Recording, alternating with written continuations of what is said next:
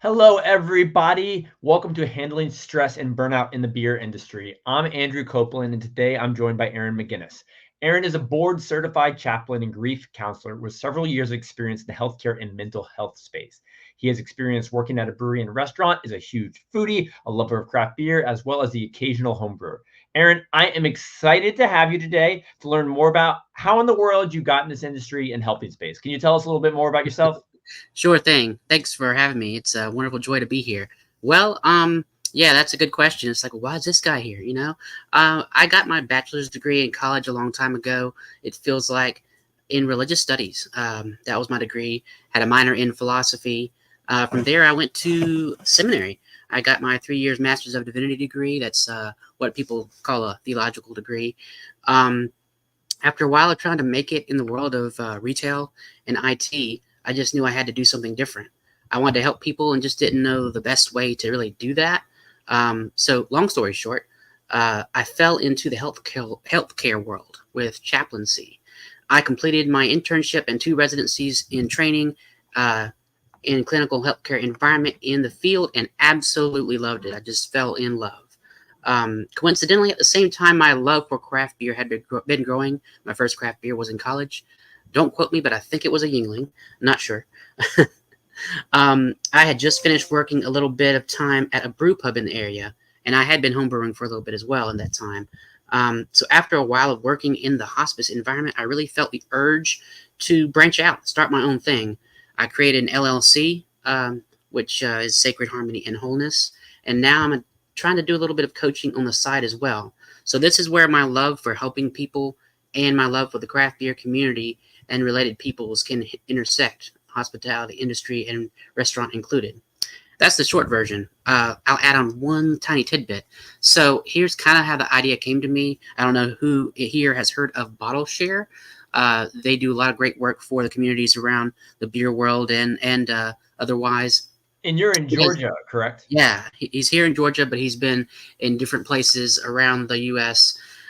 They give back to the community, especially people in the hospitality industry and breweries specifically that are facing very hard times, emergency situations, and whatever. So I was talking to him one time, and then in my mind, I was like, wait a minute. So he's helping them financially. Who's helping them mentally or emotionally? So I decided to go ahead and create my business around that. Um, so yeah, that's kind of how I got my start and where I'm at now. Well, Aaron, I'm excited to have you. So, yeah, I mean, the beer scene in your neck of the woods is growing quite a bit. And, there's been a lot of changes in our industry over the past few years. So, I That's want to dive right in. Like what, in your opinion, are the most common causes of stress and burnout in Oof. our industry?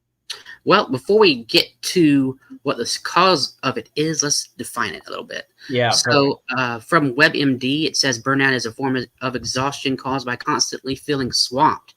It happens when we experience too much emotional, physical, or mental fatigue for too long, and in many cases, burnout is related to one's job.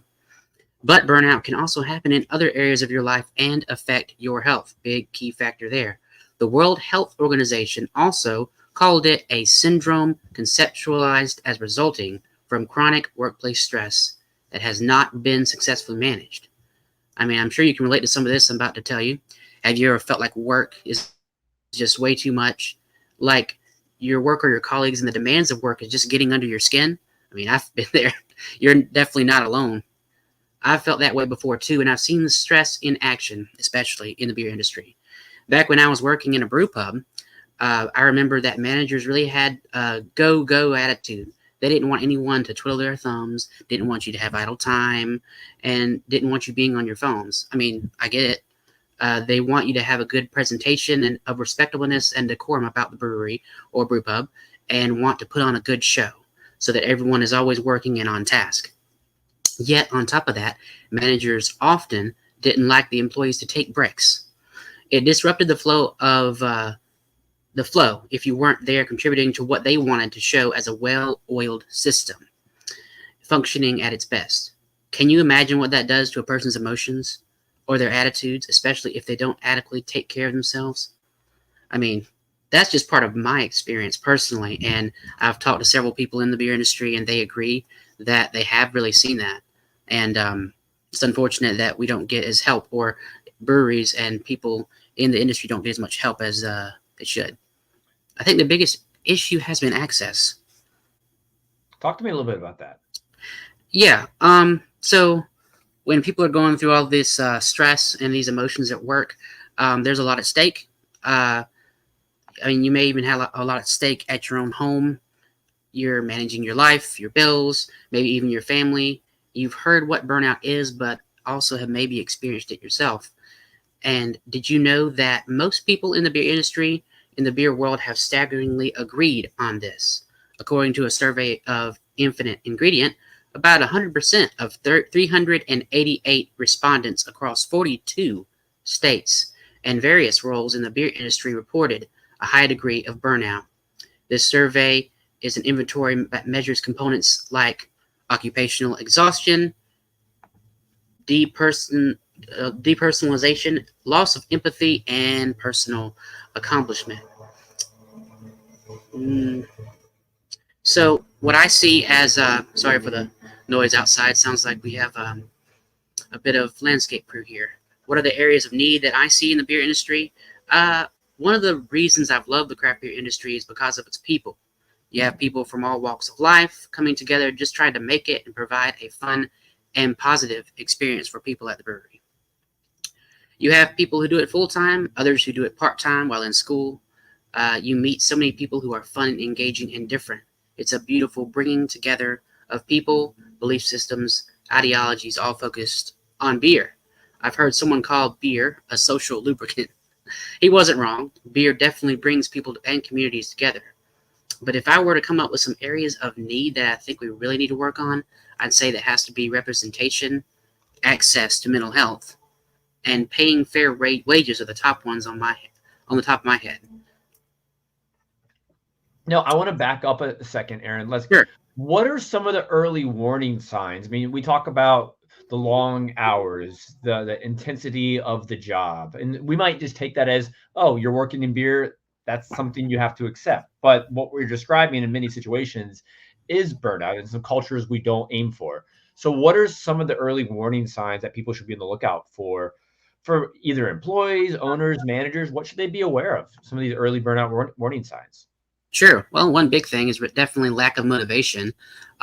If someone's not hitting deadlines, if they're not on task or getting their job done in an effective manner like they used to be, like look for changes that have happened that person is not acting as they normally were. Like it can be over time, sure, and that can be hard to track or see, but if it's like a very sudden change, then that's definitely something to look out for. But lack of motivation, excessive stress. I mean, it's hard to hit all the deadlines, to try to do what the lead brewer wants to do for a beer, and then try to get at what the beer is that people want. It's a competition between what you want to brew and trying to be creative versus what the market wants, and that gets to be a really hard problem, and that can do a lot of add a lot of undue stress to brewers and brewery employees. Because I mean, I remember when I was working there, plenty of people came in and said, "Do you have anything else other than beer?" I mean, people that are just getting into alcohol want to have other options: wine, the hard seltzers, the alcoholic slushies, just to be able to have a broader access to people in the market and to be more, I guess, relevant. Do what everybody likes. The hazies, that's been a thing for now, of course. All the hazy IPAs. And then the brewers brew it so much they hate it. It's the same thing for chefs. If chefs don't want to eat their own food, I mean, there's a reason for that.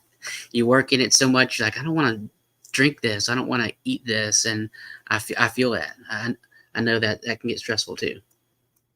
So when people start feeling the stress or the burnout, what can help them with their own issues and those emotions? Do you have any recommendations? Sure. Yeah. Give me 1 second.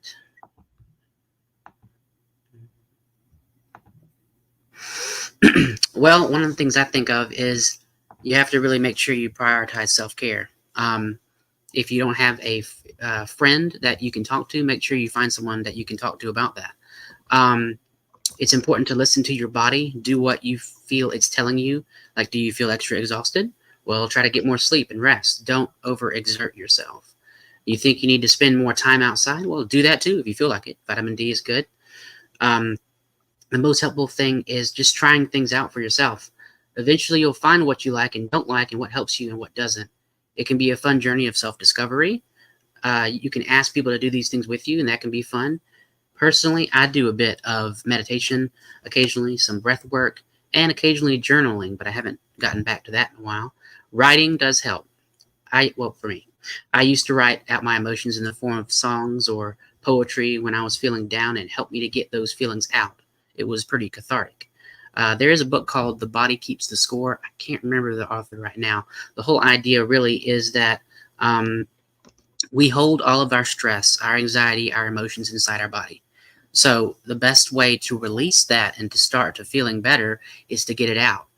Whether that's working out or going and talking to a trusted friend, getting a beer, do what moves you, whether that's also gardening, watching anime, sure, your favorite TV show, working in a Zen garden, playing sports or coloring, making art, do-it-yourself projects. The options are endless. I mean, self-care journey is your own. And if you take the time to take care of yourself, you'll reap the rewards in your own thoughts, actions, mind, and attitudes. I mean, one of the things I've done before is I do build Legos, I will say. Adult Legos is a thing. Specifically for me, I just love Star Wars so much. I do watch the shows and the newest ones on Disney, and I also build a few Legos sets I bought from there as well. It is fun just to take your mind off something. It's you don't want to have all that in your body. You got to release it, and it's better to find healthy ways instead of unhealthy ways to do that. Aaron, I can agree with that. I have a 5-year-old, and for me personally, sometimes it's hard to disconnect. Sometimes I get stuck on calls just like this, which I enjoy. Sometimes I can't escape the computer. Sometimes it's just my phone in my pocket that's calling my name to just check my email, which I don't need to do. So having something to do with my hands, whether it's building something with my little one or just going outside and cutting the grass, it's almost like a forced disconnect is what I like to refer to it. And for me, that definitely helps me clear my mind and separate myself from the stresses of work. And I guess that brings me to ask, how can we be more intentional? It's tough. There's always stuff to do, fires to put out, whether you personally or things you've heard. Are there ways that we all can, better dedicate time to do some of the things that you've mentioned just now? Well, I think it's a lot about taking a little bit of time out of your day to really do it. Pushing yourself. It's about your mindset, really. So if you know you need to be better and do better, whether it's healthy eating or healthy habits, it's about taking that one small step, even if it's really small. Like, I don't know, let's just use an example. If you haven't worked out in years, then go for a walk outside for like a brief, start small, 5 minutes. Start with something that you believe you can manage, and then you can build on it. And in time, those healthy habits will override your negative bad habits, and that'll create a better mood for your body and yourself. And there's a reason why people say self-care can actually help you in the long run. I mean, for example, from a semi-neuroscience part of it, your brain is a wonderful thing, and you can make healthy changes that can be lasting for your body and your mind. I think whenever you are more fearful, you're in a kind of fight or flight mode. And whenever you turn off that and you're trying to engage your rational thinking brain more often, you're basically exercising healthy habits. And ways to do that, you will release endorphins, like when you're exercising, which will cause you to be more calm. Sorry if that didn't make any sense, but I'm kind of scatterbrained right here. But yeah, exercising will actually help your body to realign itself, and doing all these other healthy self-care habits. No, that's really good advice, sir. I mean, I think that works for me, and I have to be very intentional. I live by my calendar many times.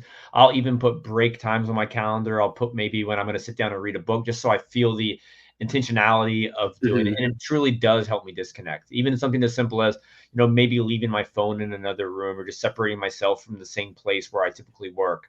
That is all good things that have helped me be better and reduce my stress levels. Yeah, I hate to sound cliche, but it's more about the journey, not perfection. And even if you're at a snail's pace, you're going in the right direction, even if it's smaller than you think. You're moving somewhere. I gotta tell myself that too. I'm still preaching to myself about some of these things, you know. And Aaron, you're a counselor as well. Talk to me a little bit about how, therapy and options like that can be beneficial to someone experiencing stress and burnout. Yeah, definitely. So you can only do something for yourself on your own for so long, and I've experienced this myself. Like if I'm trying to get on a better road to health or wellness or mental health, you can do your self-care routine for a while, but then eventually you'll fall off the bandwagon, if so you say, and then can't seem to keep motivated and to move forward. So if you don't find that motivation in yourself, it's good to have people to help keep you accountable. And that can be friends, it can be others, but if you feel like you're hitting some roadblocks and you need extra help, whether that's undue stress or excess trauma or something that's kind of pushed you over the edge a little bit, it's good to seek help and ask for help from a therapist or somebody, because it's not bad, it's not wrong to seek help. And I hate how there's been that negative stigma about, well, mental health, something's wrong with you, then you're going to go seek therapy. I think it's definitely changed, but it's still not where we want it to be. Yeah, I think not enough people know where to get help, and there's plenty of help out there and plenty of access. Just need to think about it and find it. And also, one thing I forgot to mention, if you see someone who is going through something, and I mean, if you think you're a good observer of people and their emotions, then you can definitely say, like, talk to that person. Say, hey, what's going on? I see you're down. Is there anything I can do to help? All you need to do is have a listening ear and just be there for them and present, and not try to judge. And that's really one of the best things you can do. And probably most people listening, they could be working in front of house, back of house, or other roles in a brewery. But the odds are there's probably other people in their team they're interacting with daily. How can they best support each other in managing this stress during the tough times they're most likely all experiencing? Oh, yeah, managing stress. Well, one of the things I've done a lot is taking time just to do something simple with your breath. There's a lot of studies that show breath work is wonderful. Simply just trying to calm your body and mind down. Just take a few moments and breathe in and hold it for a few seconds, then breathe out. You can just go outside. I know people love to smoke, and that's one thing that people will do. While I say it's unhealthy, but still, it's a coping mechanism. I mean, you have to find what you can do that can help you cope better. And one of those things can be just breath, or just sitting down, and if you have time, drawing, writing, just take a small amount of time out of your day, go to the break room, sit down. I mean, try to decompress. If you can't do that, then take a longer break if you're able to. I think we can all support each other by recognizing the signs of stress and burnout and seeing when someone's kind of down or not really doing great. I mean, I've seen people really literally lose it at work before at the brew pub, and that was built like something building up. You don't want it to get to that point if you can help it. So see something, say something. What are some examples of resources that breweries should consider providing for their employees? Are there things you've seen? Any recommendations you can offer? Sure. Well, one thing I do know that we have here in Atlanta, not a lot of people know about, is called the Giving Kitchen. It's a nonprofit that I am also affiliated with. I'm a partner as well, but they actually help a lot of people in the hospitality industry who are going through emergency situations, stress and strain. That's the other thing.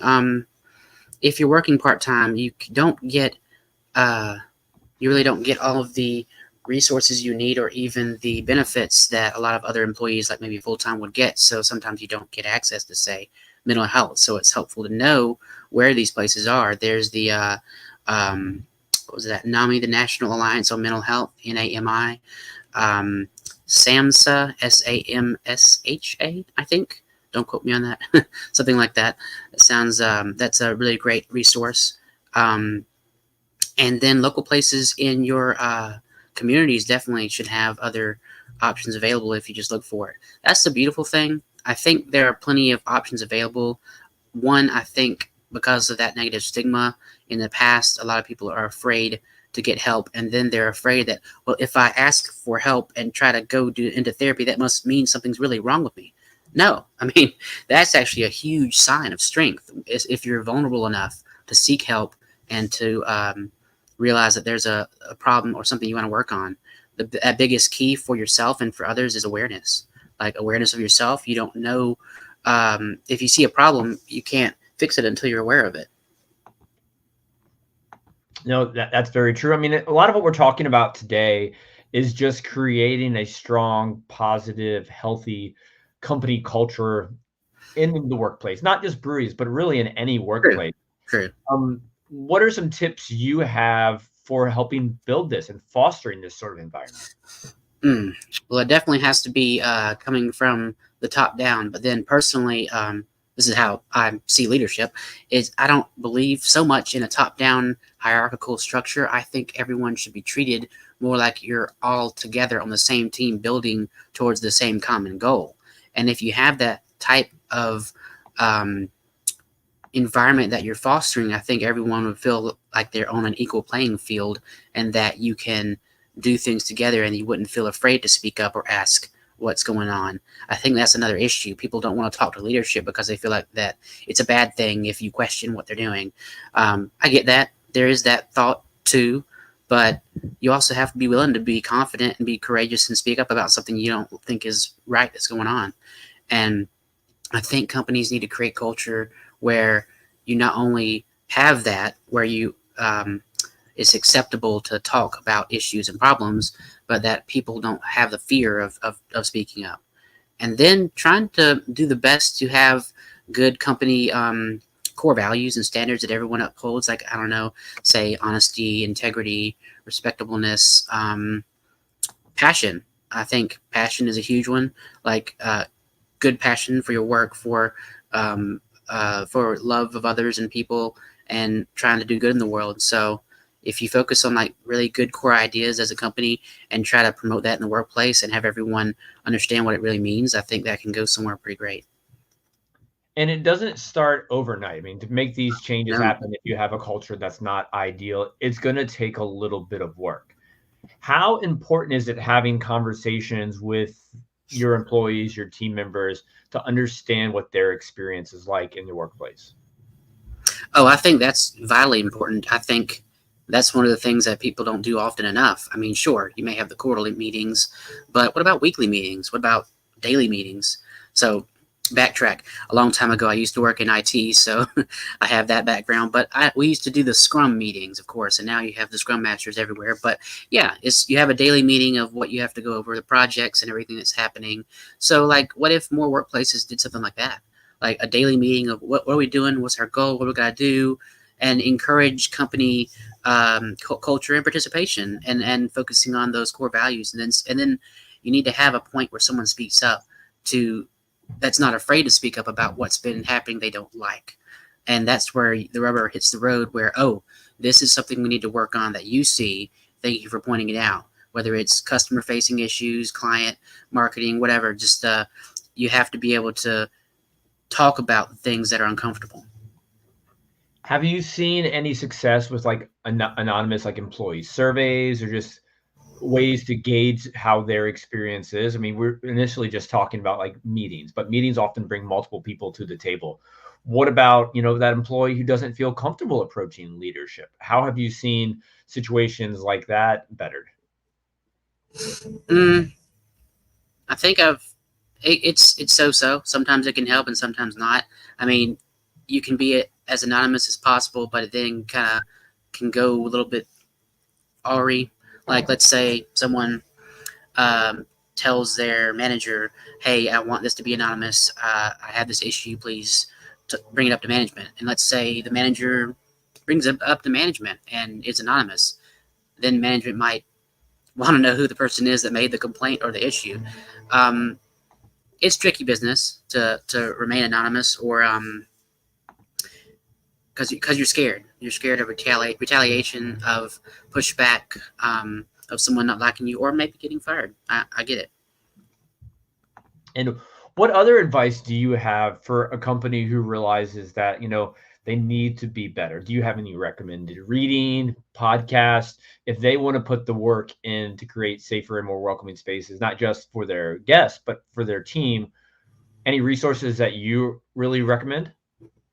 Safer and more welcoming spaces. Would you create a space where people, can handle burnout and, have resources available to, help fight it? I'm trying to think off the top of my head. Not a lot right now, but I do know one really great group I was a part of that has several different podcasts, or rather talks like this, is Crafted for Action. That's been amazing for me to be able to be a part of that as well. And you can look that up and definitely look at different ways to support yourself and your brewery. And I think that is the only one I have right now. There are plenty of other podcasts out there that you can mention. One I like was On Being by Krista Tippett. That's different, but talks about lots of different perspectives, from religion to sociology, psychology, and that can be a different perspective. Awesome. Now, Aaron, is there anything else people should be aware of with regards to burnout and stress in our industry? Well, I think if you realize you're getting to a point where you're going to hit burnout yourself, it's good to take a step back and try to find ways to reassess and realign. Find ways to renew yourself and your mind. And if that's taking a brief vacation, sure, need to do that. That's fine. I think the biggest thing is recognizing some of the issues and signs, and knowing that if you're stressed, that you got to find ways to take care of it before it gets you. I mean, sometimes, and I, almost don't even want to say it, but it's very true, and it's the right decision. Should people sometimes consider leaving the industry if the experience is not healthy for them? That is a tough question. I think it is an important thing to, this has been going around a lot, but let go of things that no longer serve you. I've heard of that a lot, and it is very true to an extent. Yes, if it's not serving you and your needs, either financially, or it's causing you undue stress and mental anguish that won't ever get better, then sure. If it's in your best interest to leave, then make that calculated decision and leave. That's what some people do. I know that every industry is not for everyone, and it's definitely hard to make it in the brewing world, harder than people make it seem, because it needs to be a carefully taken care of machine, and it's very complex. It's very nuanced with all the people and the events and the beer and the marketing, the sales, just everything is can be a lot. It takes a lot to make it work. So for everyone listening right now, maybe they're experiencing stress and burnout in the workplace. Coming from you, Aaron, what's something you recommend they do right now? If they were to, finish listening to us right now, what's something you recommend that they do? I'd recommend they find a healthy activity that they can use to decompress, whether that's watching a show or a movie, or also if they need to vent to someone, then find someone to do that, especially a trusted friend if they have one. Or if not, then definitely call a counselor or therapist. You have to be able to talk about some of your issues or release the stress from your body so that it can not harm you internally anymore, or else it'll get worse. And then you can find ways to begin to cope better. What's that term? Resilience is the key that everyone needs. It is that how quickly you can bounce back from the stresses and issues and trauma in your life, and building your resilience muscles is important. That takes a lot of time and a lot of practice, but with better coping skills, encouragement, a better environment, and learning all of these things with people along your side who can help you, whether that be friends or therapists, that can be a really great way to move forward. Yeah. Awesome. And if anyone is interested in talking to you and learning more about the resources you offer, where can they find you on the internet, and where can they reach out to learn more? Sure. Well, MySacredHarmony.com is my website. It's bare bones, but you can contact me there. Or one of the places I'm on most of the time as well is my Instagram at the Craft Beer Counselor. So you can find me there, and I look forward to this conversation again with anybody else. Awesome. Well, Aaron, thank you for your time today. I hope to make it down to Georgia for Crafted for Action one day. As you referenced, they're doing really cool things there. Would love to share pints with you in person. So thanks again for being here, and looking forward to that day. See you soon. All right. Thank you. Bye. Appreciate it. Bye.